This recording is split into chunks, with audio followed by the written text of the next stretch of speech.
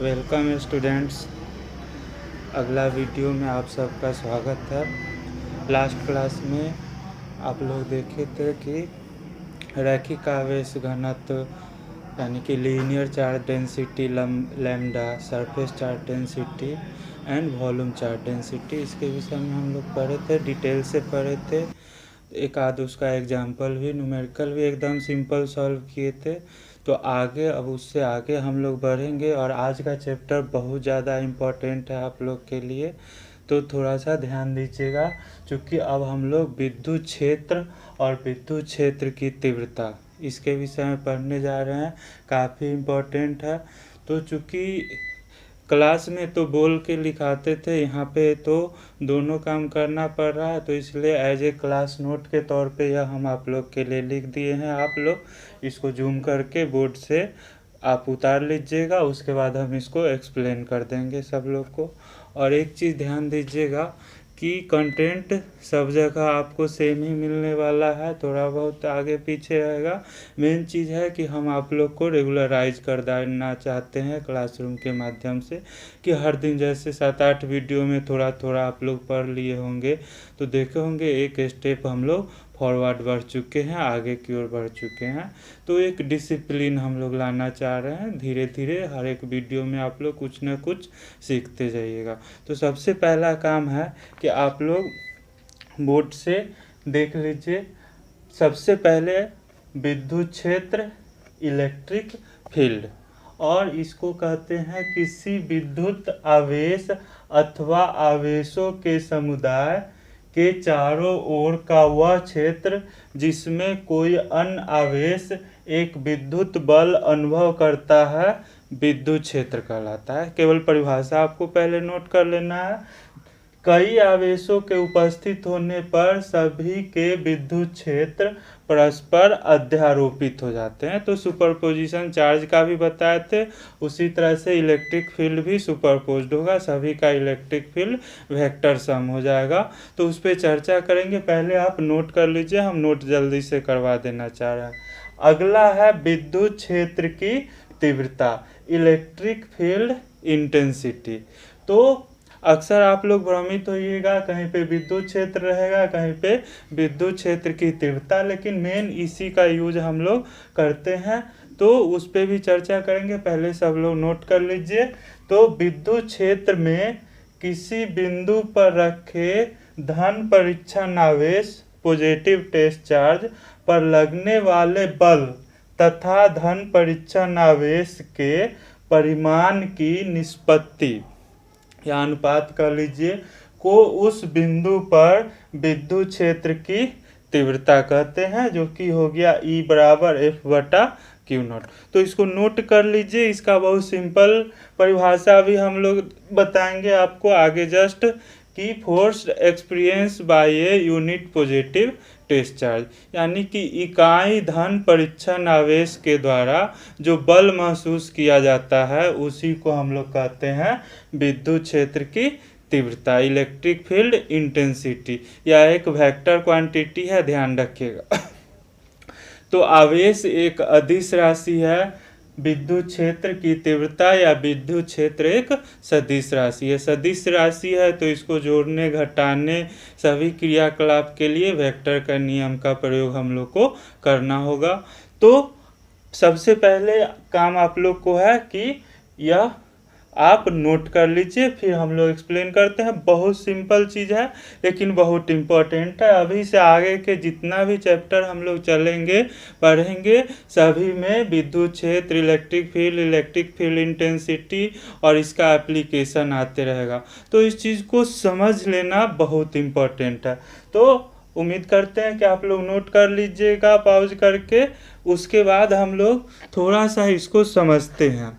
आप लोग छोटा क्लास से बचपन से पढ़ते आ रहे होंगे कि जैसे क्वेश्चन आपसे पूछता है कि मान लीजिए कि 12 रुपए में 12 केले मिलते हैं या 12 रुपए में 24 केले मिलते हैं, तो 1 रुपए में कितने केले मिलेंगे।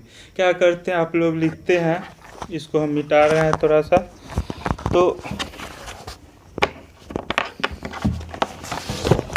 तो आप लोग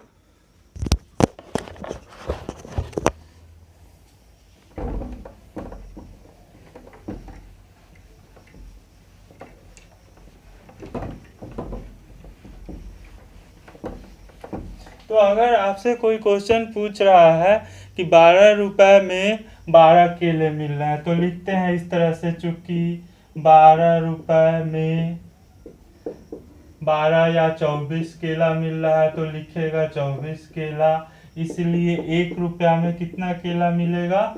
24/12 कितना हो गया? 2 केला हो गया। एकदम सिंपल, एक एक नियम का क्वेश्चन, एक एक नियम का एप्लीकेशन है। यह लिखने का भी जरूरी नहीं था, लेकिन सेम इसी का यूज हम लोग इस चीज़ को अगर ध्यान में रखिएगा तो इलेक्ट्रिक फील्ड इंटेंसिटी का भी फॉर्मूला हमेशा याद रखिएगा, उसको भी आप लोग देख लीजिए।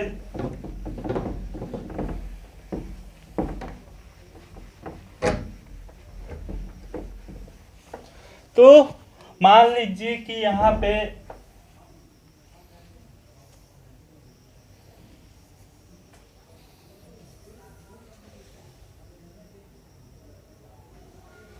तो एक एक करके हम सारे टर्म को थोड़ा सा समझेंगे। सबसे पहला चीज, मान लो कि यहाँ पे कोई आपका आवेश Q है, इसको कहेंगे सोर्स चार्ज, सोर्स चार्ज, या हिंदी में इसको कहेंगे स्रोत आवेश।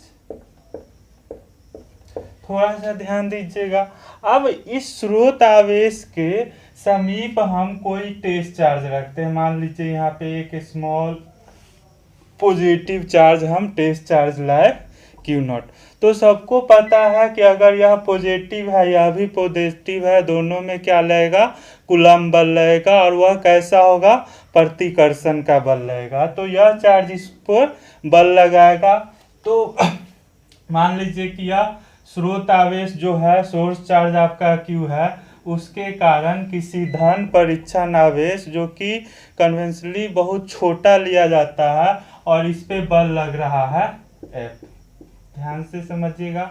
अब किसके कारण बल लग रहा है? तो स्रोत आवेश Q के कारण, और किस पे बल लग रहा है? तो टेस्ट चार्ज Q0 पे बल लग रहा है। और कितना बल लग रहा है? F लग रहा है। अब यह F का वैल्यू आप लोग बहुत आसानी से निकाल सकते हैं। कूलम्ब लॉ से क्या हो जाएगा? तो अगर दोनों के बीच का दूरी R ले लीजिएगा तो F बराबर हो गया 1/4 पाई एप्सिलॉन नॉट Q0 बटे R²। कोई दिक्कत नहीं है। 1/4 पाई एप्सिलॉन नॉट, दोनों आवेश का गुणनफल, तो Q इंटू Q0 बटे R² हो गया। तो यह बल कितना आवेश अनुभव कर रहा है?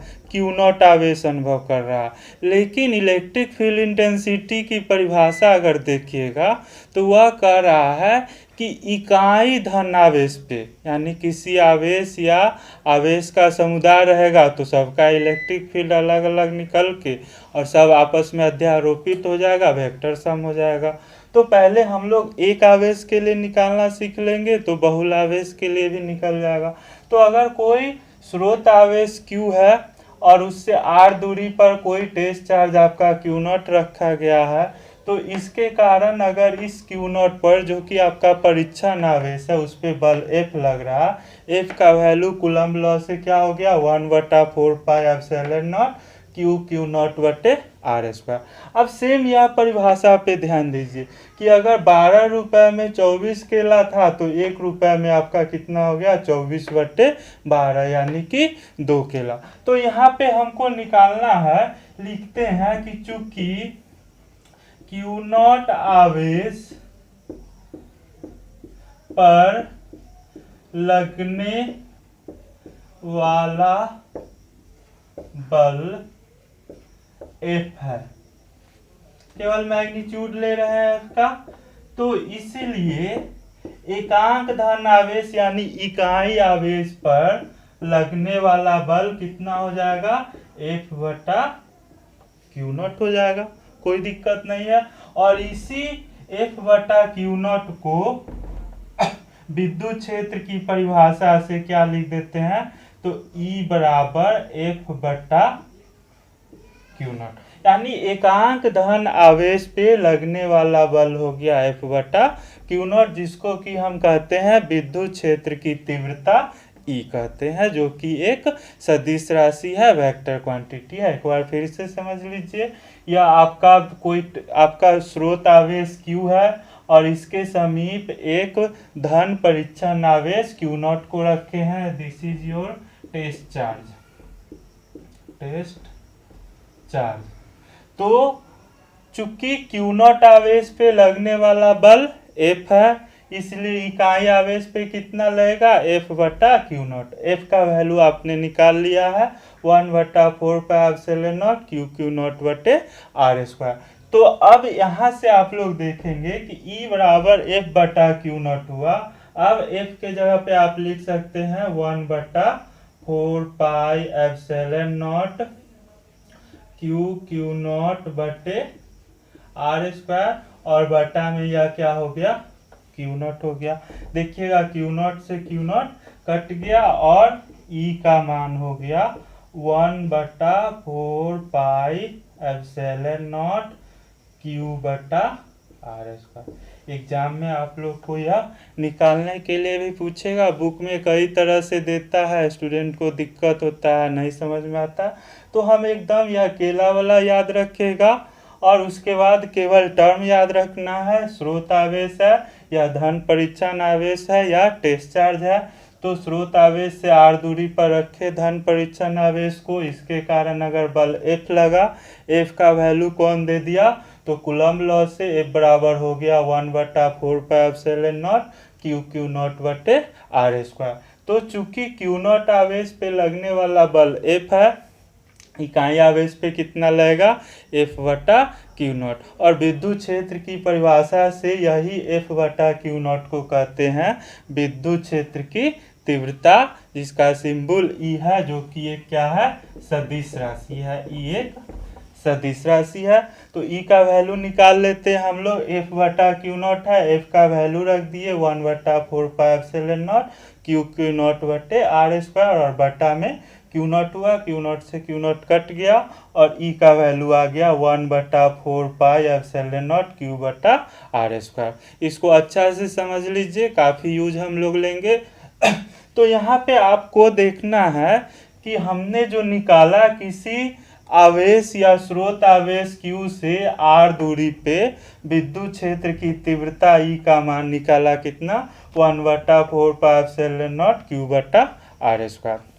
अब यहाँ पे हम लोग एक आवेश के कारण निकाले, हो सकता है बहुत सारा आवेश हो, तो सभी का अगर बहुत सारा आवेश रहता तो सभी के लिए विद्युत क्षेत्र E1 E2 E3 निकाल लेते, और सब अध्यारोपित होने का मतलब क्या है, सभी का वेक्टर सम हो जाता।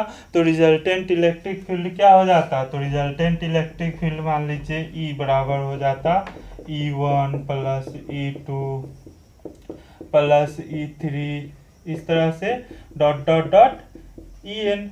तो यही आपका विद्युत क्षेत्र का अध्यारोपण, जैसे आवेशों का अध्यारोपण का सिद्धांत बताए थे, तो यह विद्युत क्षेत्र के लिए हो जाता है। इसको हम अलग से नहीं लिखा रहे हैं, मेन चीज़ यह इम्पोर्टेंट है, यहाँ तक आप लोग नोट कर लीजिए और मेन समझना जरूरी है। विद्युत क्षेत्र का कंसेप्ट आपके दिमाग में एकदम अच्छी तरह से बैठ जाना चाहिए। तो यहाँ पे फिजिक्स बहुत आसान है, बहुत इंटरेस्टिंग है, केवल आप लोग को करना है कि बेचैनी शांत कर लेना। जब तक आप कंटेंट के पीछे भागते रहिएगा, ये अच्छा है वे अच्छा है, तो कंटेंट ही जमा करते रह जाएगा, काम आप लोग का आगे नहीं बढ़ेगा। और काम बढ़ाने का रास्ता भी बता दिए, 8 वीडियो में 8 स्टेप आपको आगे लेके चले गए। तो फल खाने से मतलब रखिए, पेड़ गिनने का काम मूर्ख लोग करता है, उस पर नहीं पढ़िए, डिसिप्लिन वे में आ जाइए। वीडियो डालते हैं, वीडियो पूरा देखते जाइए। तो थोड़ा सा और हम लोग चर्चा करते हैं कि यदि कोई आवेश है Q, ठीक है, तो यह आवेश Q है, यह इस एक्चुअल में अगर इसके समीप कोई टेस्ट चार्ज Q0 रखते हैं, यहाँ पे टेस्ट चार्ज के विषय में एक क्वेश्चन हमेशा पूछता है, आप लोग ध्यान से सुन लीजिए, इच्छा होगा तो लिख भी लीजिएगा। हमेशा आपको कहेगा कि परीक्षण आवेश को बहुत छोटा क्यों लिया जाता है। ध्यान से समझिएगा, क्या क्वेश्चन रहता है कि परीक्षण आवेश को बहुत छोटा क्यों लिया जाता है। तो उस चीज़ को हम लोग यहाँ पे समझेंगे, इम्पोर्टेंट क्वेश्चन है, ध्यान रखिएगा। तो अगर यह आवेश Q है जो कि स्रोत आवेश है, कोई बड़ा आवेश है, और इसके समीप हम कोई टेस्ट चार्ज Q0 को ला रहे हैं, तो यह क्या करता है, बल का अनुभव करता है। इसमें तो कोई डाउट नहीं है, यह क्या अनुभव कर रहा है, परीक्षण आवेश बल का अनुभव कर रहा है।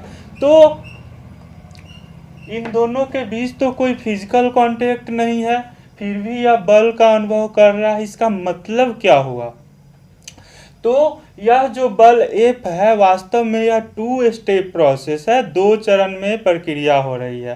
पहला चरण क्या है कि यह जो आवेश है स्रोत आवेश, यह अपने चारों ओर के क्षेत्र में कुछ परिवर्तन लाता है। भले वह आपको नंगी आंखों से नहीं दिखा रहा, लेकिन यह तय बात है कि यह क्या कर रहा है, अपने चारों ओर के स्पेस में कुछ परिवर्तन ला रहा, और उसी परिवर्तन को हम लोग कर रहे हैं विद्युत क्षेत्र। यानी कोई भी आवेश हो, बड़ा हो छोटा हो कुछ भी हो, तो वह अपने चारों ओर के स्पेस में कुछ चेंज ला रहा है, जिसके कारण कि जब कोई दूसरा आवेश उस क्षेत्र में प्रवेश करता है तो वह क्या करता है, बल का अनुभव करता है। तो यह जो बल लगता है यह 2 स्टेप प्रोसेस है, याद रखिएगा। पहला प्रोसेस में क्या होता है, यह अपने चारों ओर के क्षेत्र में कुछ परिवर्तन लाता है, जिसको कहते हैं विद्युत क्षेत्र, और वह प्रकाश की गति से चलता है। यानी कि अगर r दूरी है, r दूरी तक पहुंचने में उसको कुछ फाइनाइट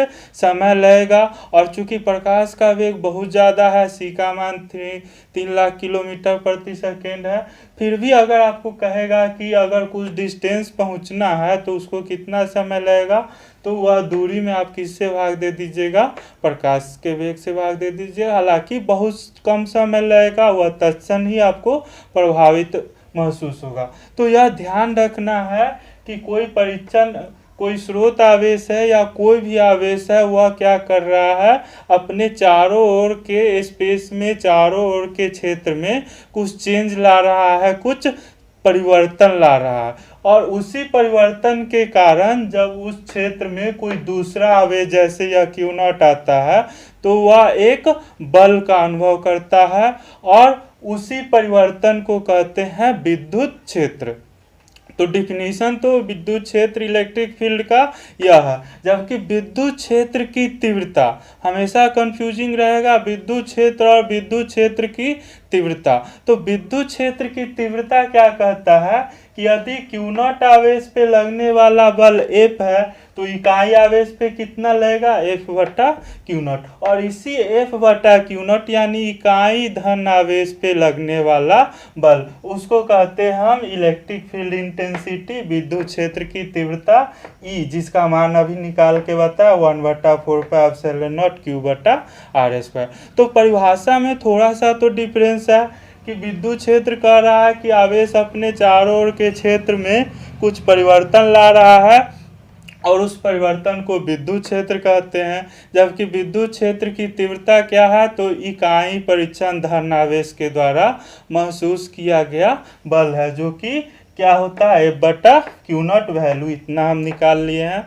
तो दोनों में थोड़ा सा अंतर है, लेकिन परंपरा के रूप में अगर देखिएगा तो हर एक जगह कहीं भी विद्युत क्षेत्र लिखा हो या विद्युत क्षेत्र की तीव्रता लिखा हो, उसका मतलब आप लोग को यही समझना है। यानी कि विद्युत क्षेत्र लिखा हो तब भी आप समझिएगा कि वह विद्युत क्षेत्र की तीव्रता या इलेक्ट्रिक फील्ड इंटेंसिटी की चर्चा करा। तो यहाँ तक एकदम क्लियर है स्टूडेंट्स। अब एक क्वेश्चन कहेगा कि परीक्षण आवेश या धन परीक्षण आवेश को बहुत छोटा क्यों लिया जाता है। नोट कर लीजिएगा कि परीक्षण आवेश को बहुत छोटा क्यों लिया जाता है, और सुन लीजिए ध्यान से, याद रहेगा। छोटा लेने का सिंपल रीज़न है कि अगर यह स्रोत आवेश है तो यह कुछ इलेक्ट्रिक फील्ड पैदा करेगा, ठीक उसी तरह से जो परीक्षण आवेश है वह भी अपना कोई फील्ड पैदा करेगा, इलेक्ट्रिक फील्ड। तो दोनों का फील्ड आपस में क्या होगा, एक दूसरे में इंटरफेयर करेगा। तो जो हमारा रिजल्ट F बटा Q0 मिलेगा वह बिल्कुल सही नहीं होगा। क्यों नहीं सही होगा, क्योंकि इसका जो इलेक्ट्रिक फील्ड था उसके साथ यह भी क्या कर रहा है, इंटरफेयर कर रहा है। और उसी त्रुटि को कम करने के लिए हम लोग टेस्ट चार्ज को क्या करते हैं, बहुत छोटा रखते हैं। तो टेस्ट चार्ज हमारा जितना छोटा रहेगा उतना ही प्रभाव इसके क्षेत्र पे कम पड़ेगा। तो उस त्रुटि को कम रखने के लिए परीक्षण आवेश को क्या करते हैं, बहुत छोटा रखा जाता है। हमको लगता है आप लोग को क्लियर हो गया होगा। तो आज बहुत इंपॉर्टेंट चीज़ हम लोग पढ़े हैं, इलेक्ट्रिक फील्ड और इलेक्ट्रिक फील्ड इंटेंसिटी, और साथ में ई का वैल्यू भी यहीं पे हम लोग निकालना सीख गए हैं। वेक्टर फॉर्म में भी आप लोग को बताएंगे, तो अगला वीडियो में बताएंगे, अभी ज़्यादा लंबा हो जाएगा वीडियो। ठीक है।